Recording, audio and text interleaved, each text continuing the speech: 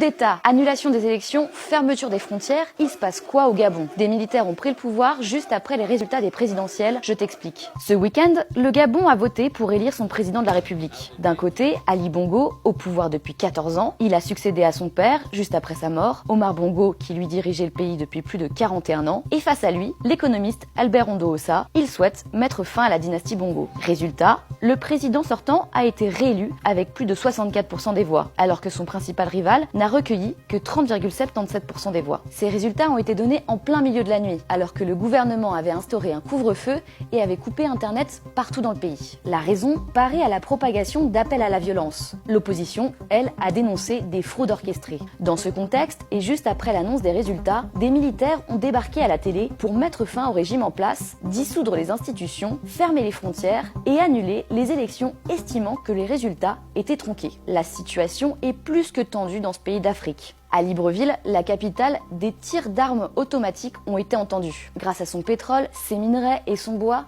le Gabon est l'un des pays les plus riches d'Afrique. Pourtant, près d'un tiers de sa population vit sous le seuil de pauvreté. Après cette tentative de coup d'État, le président Ali Bongo a été placé en résidence surveillée et l'un de ses fils a été arrêté.